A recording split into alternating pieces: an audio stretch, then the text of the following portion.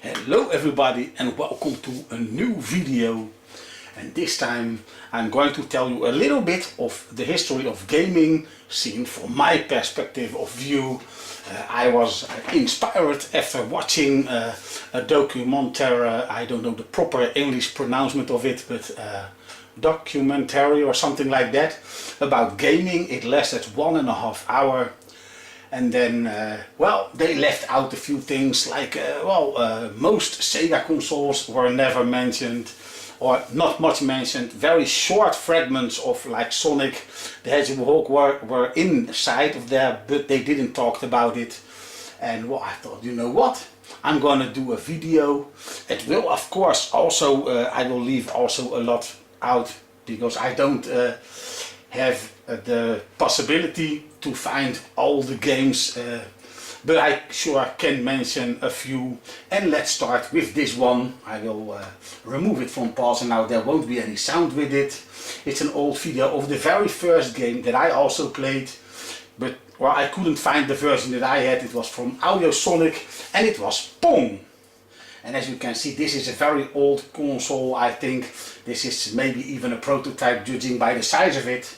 I had a very neat small cabinet with a round circular bottom button on the top, with which you can select 4 game modes: hockey, Pong like you see in here, but with smaller and longer bats.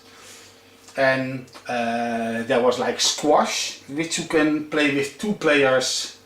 And tennis if, well, Pong of course, duh. So there were 4 game modes, and well, that was that. The sound was nothing more than bleep, bleep, bleep.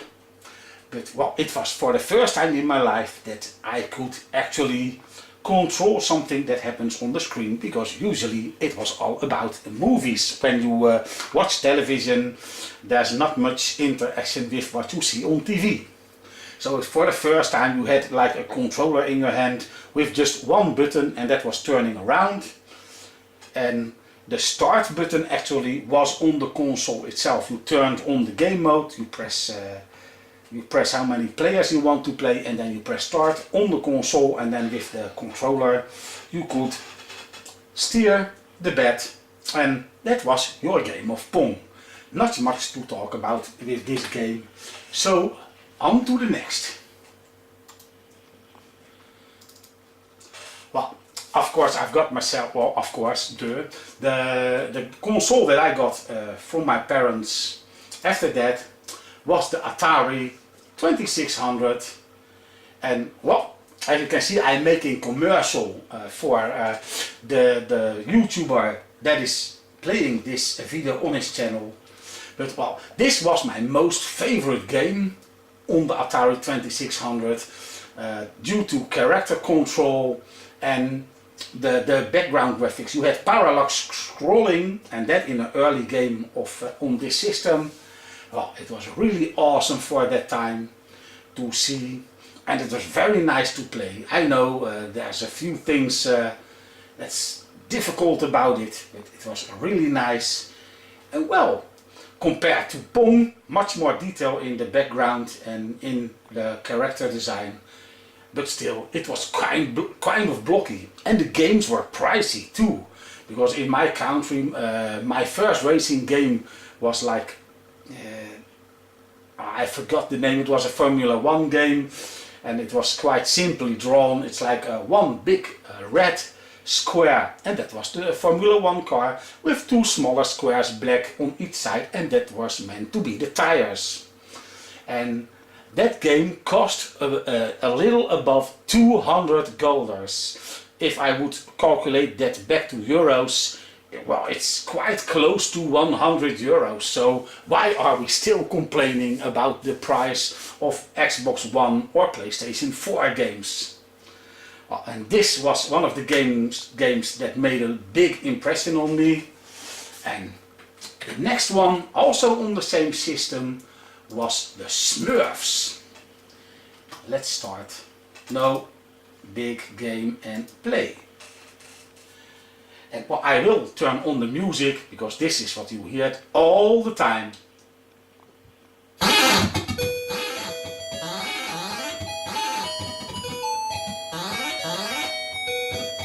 thanks to De Paula, of course, for the video.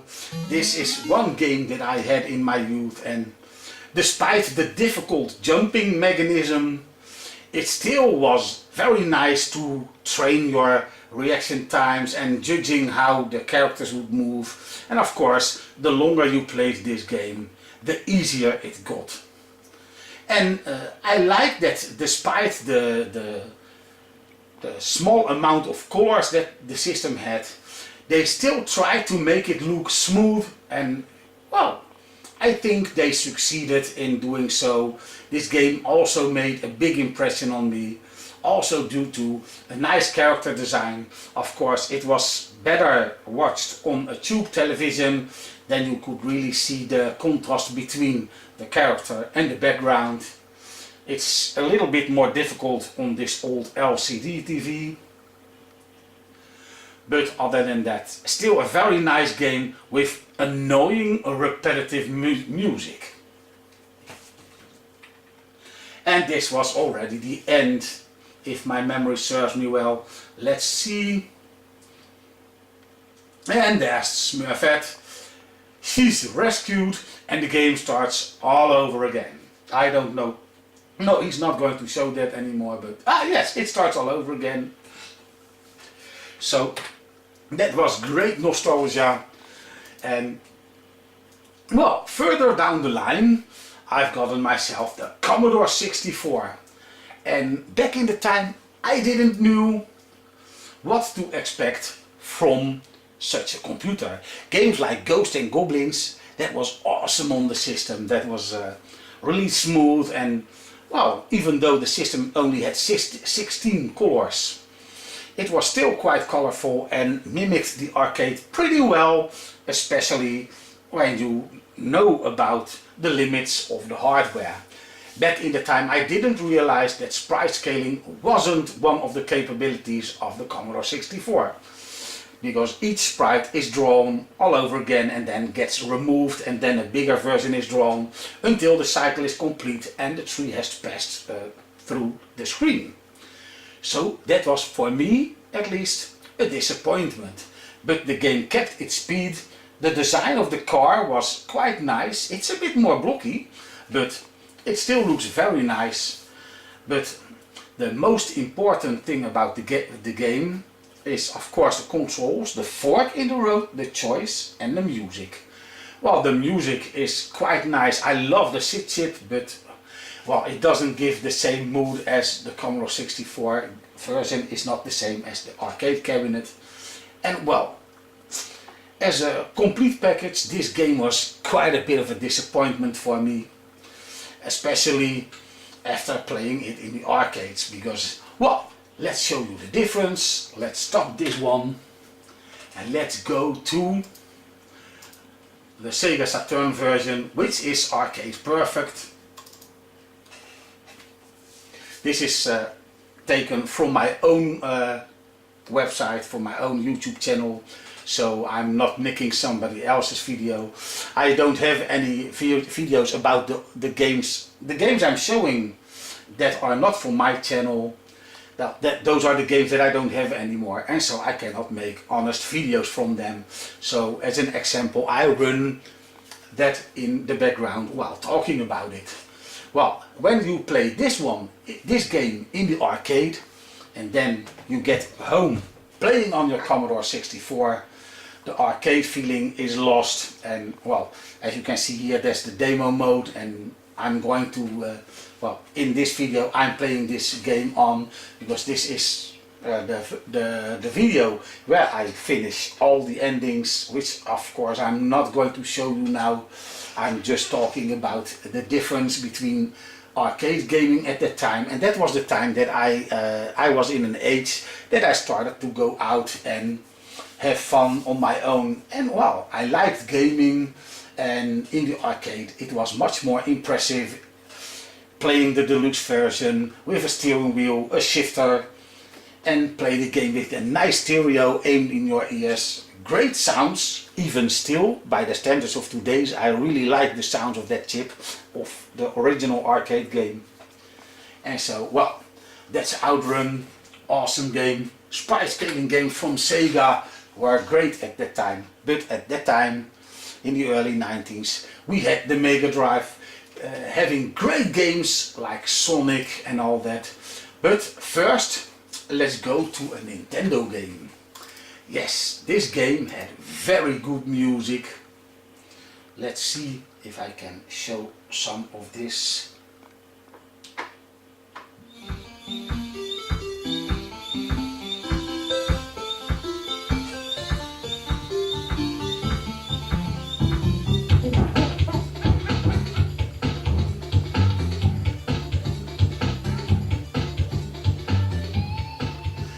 The reason why I should have put this after the Mega Drive game that I'm going to show you, because well, this was unbelievable for its time. I never thought that a game console, a 16-bit game console, could have such smooth graphics and animation, because look at how the character moves and it's so fluid and colorful, and well, that was truly great. And when I saw the announcement on the E3, when Nintendo were still keeping the Project 64, the Nintendo 64 was still quite a mystery, and when they showed this video and people were talking about it, was, would this be the Nintendo 64? Would this be? And then the biggest surprise was that the announcer would say, hello everybody, welcome, this is Donkey Kong Country played on the Super NES. And then everybody's chin fell on the floor. It was amazing for a 16-bit game. I finished this one and I really love this. It's truly an amazing game. Gameplay wise, graphical wise, and the sound from each stage was just, well, this game did everything better than all the other games that I've played so far on the system. Yes, even one of my favorite games when it comes to music was the Star Wars game on the Super NES, but this one toppled it all. Amazing. Of course, the Super NES had much more great graphics and nice games, but I wanted to keep this video a little bit short. I will skip things here and there. Let's go to a Sega game. Well, in that time, when this game came out, I will press play quite quickly. When this game came out, I was already looking forwards to seeing 3D graphics coming to consoles, because at that time, if my memory serves me well, Doom on the PC was out, and that was awesome. And well, Nintendo gave us Star Fox with great 3D graphics and also awesome sound, by the way. Sega gave us this. Let's turn down the music. You won't see what game is it yet. There's a commercial there. Well, that's virtual racing for you. And also thanks to longplays.org. Thank you for the video. This was awesome for its time. Just a chip in the cart, bumping up the price to a whopping 270 gulder, so it's like 130 something like euros. But then you got the arcade experience at home on a system of I thought that it would never ever be capable of playing this game. And well, the graphics are scaled down a lot. The frame rate, if my memory serves me well, is something in the regions of like 14 or 16 frames per second. And the amount of polygons that was reduced so much, but still somehow they managed to keep the look and the feel of the arcade. I will turn on the sound a bit. That's terrible, by the way, my opinion.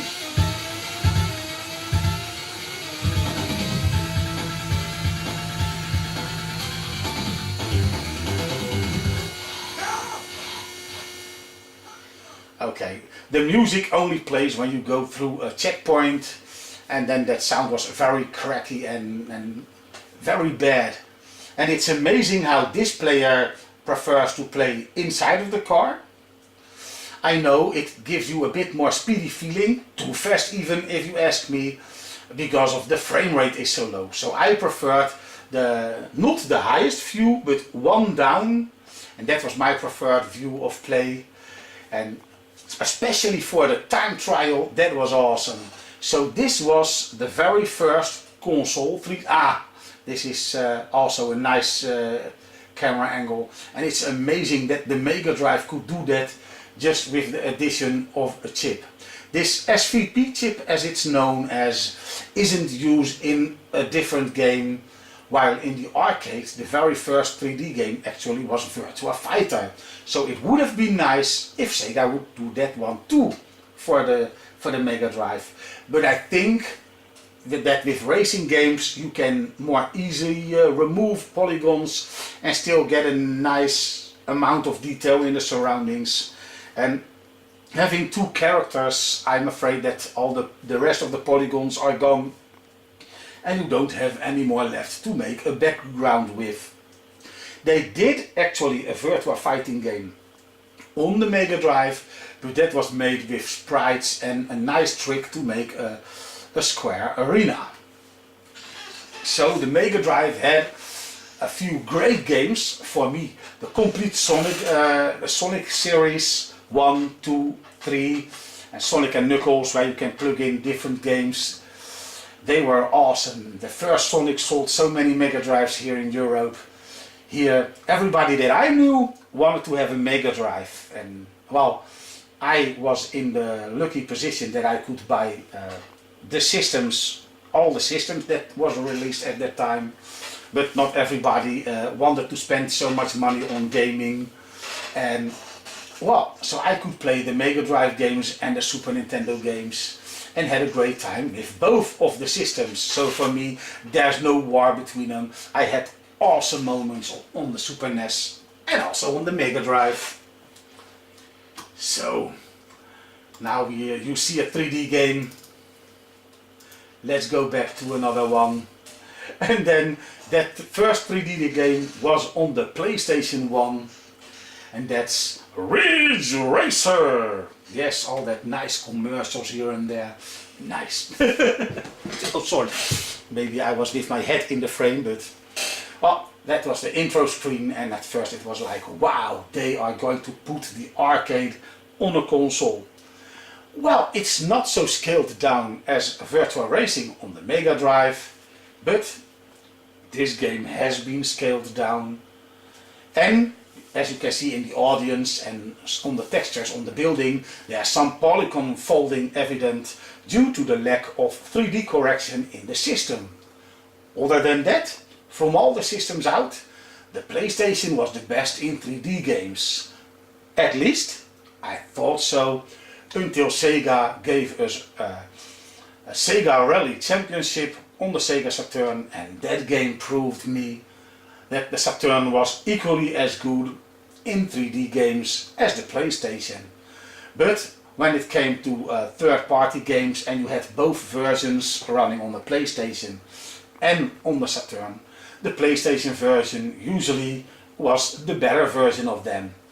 So this was the true first step into 3D gaming. It's amazing to see. Even when I'm looking back to this, it's like, wow, how gaming has been progressed from very simple sprites like the Outrun game that I showed you before, and now we get this fully texture mapped 3D polygons, and with quite a far draw distance. Of course there's pop-up to be expected, because those home systems weren't as powerful, of course, as the arcade games in that time. But still, an awesome feature, having games like this at home. And quite smooth too, because while with the 14-15 frames per second in Virtua Racing, this game, if I'm correct, is supposed to be running at like 24-25 frames per second. Awesome. And I didn't look up the best version, but if you search for a video of Ridge Racer Type 4, that is squeezing everything from this system and is looking even more detailed and with much less pop-up in the draw distance as in this game, and still the great Ridge Racer gameplay survived through. So, another 3D era over. Now on to the more powerful systems, a generation on the line, and that was the Xbox, the normal Xbox. This is a game capture from the 360, digitally captured in full HD, from Outrun 2 running backwards compatible on the 360. I know on the 360, on the normal Xbox, it runs a smooth 60 frames per second, and emulated on the 360 the frame rate isn't stable, and it, according to my eyes also, it doesn't seem to actually get that 60 frames per second mark. Other than that, back to the game, because well, I'm talking of course about when it came out for the first time on the normal Xbox. Graphically wise, it was awesome. Well, compare this to the Ridge Racer game you saw before, compare this even to Ridge Racer Type 4, and you just have to admit this is in a totally different league. It's amazing that, well, in that time finally the games that you played in the arcade were just as pretty and playable in the comfort of your own home with your own friends, playing in two-player mode, not split screen but in system link. And well, me, my nephews and a friend of mine used Sky X-Link. That was a PC program where you can play online together with your friends with all the games on the Xbox that supported the system link feature, as that program fooled the Xbox in thinking it's connected to a local network. So you could play online with your friends, running Skype on the PC in the background. I could talk and play at the same time. So that was amazing times. And as you can see, the graphics, well, to me, they can even release this game on the new generation, like the PlayStation 4, the Xbox One and the Wii U. This would be nice running on the new systems. Maybe touch it up a little bit with a little bit more detail, because of course the new systems now are more powerful as the Xbox. But it's still nice to see this, and especially the gameplay, the control of the car is very smooth. And if you mastered the drift technique, the shift drift, you could really drive some fast times, and there are gamers that are better than me. This was played by me on the 360, and there are people that are much more precise with this game. And even me, I have a great time playing this. It's like a time trial and that arcade experience. There's a lot of music in Outrun 2, and even more in Outrun Coast to Coast from 2006. That game even had the music from Turbo Outrun. So that was really cool.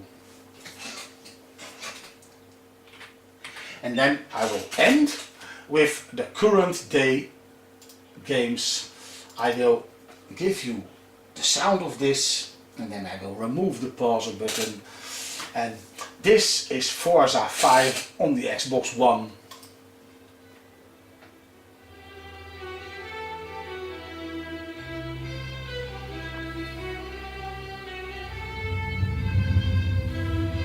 Also captured by myself.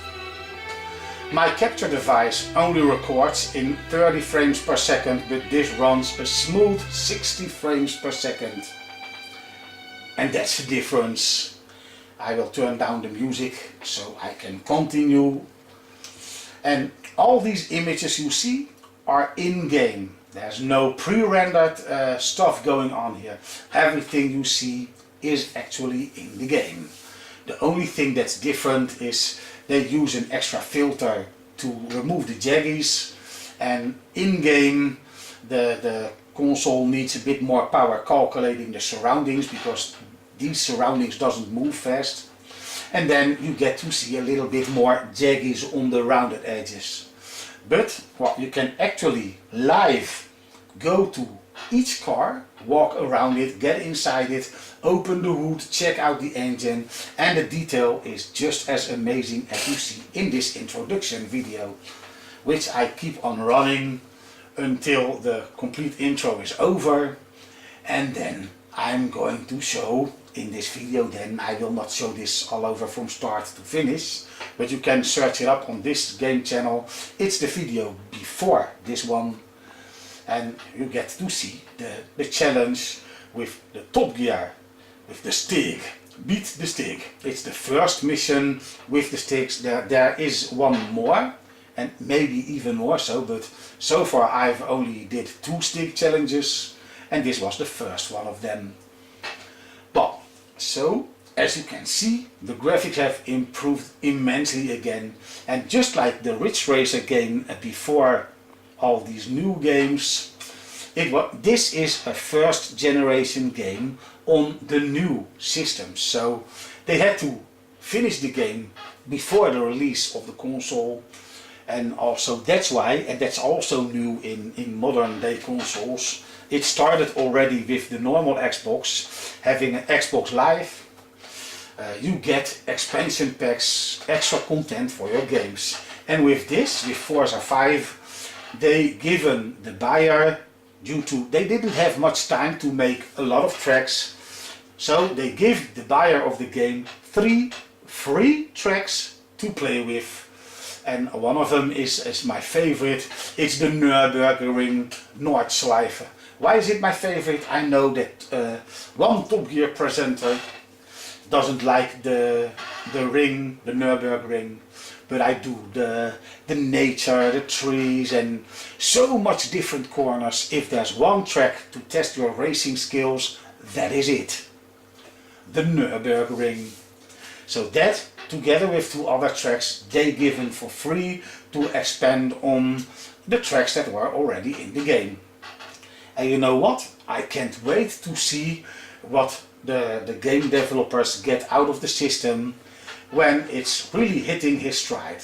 I know I'm using the driving line because, well, it's more easy that way for me to focus on the rest of the game, because I do shift myself, there's no braking aid, steering is in simulation, so everything is on simulation mode, except for the fact that I like to see when I need to brake. And with so many tracks and many variations on the tracks, it's nice to actually, because otherwise finishing the game would take very long, and even with the driving line on, I am far from finishing this game. And by now I also have Forza Horizon and Drive Club on the PlayStation 4, and I'm eagerly awaiting a different game from Ubisoft, and you get to see a video about that as soon as it's in, and I've played long enough to make a decent video with it from it. So, well, that's in short the history of gaming. We've seen the graphics grow, there's much more games that you can look up for that time. And what makes gaming nice, and I didn't even show adventure games. I think I will make another follow-up to this video, especially if this one is going to be popular, because so far I've mainly showed racing games, one platformer, Donkey Kong Country, I talked about Sonic, but well, there's so much more platform and of course adventure games that are also very awesome. And I will talk about that as soon as I've got my new Assassin's Creed game in, and then I can show that one as well. Well, I hope you like this little talk about the history of video games from my point of view and what I felt in that time. And well, as you can see, the games have been progressing so hard, especially home technology, that going to the arcade, well, I've heard from my nephew there's going to be a new arcade opened in The Hague, and I'm very curious about that one. I will visit it to see if I can relive the glory days, even if there are only modern games in there, because I have nothing against modern games. I play them too. I like old school and I like the newer games. They all give me that this is of course more realism, and the other games is more like a trip down memory lane. Because back in the time, the other games were also very good to look at, because, well, there was nothing else. Sorry. So, I hope to see you on the next video, and have a nice day.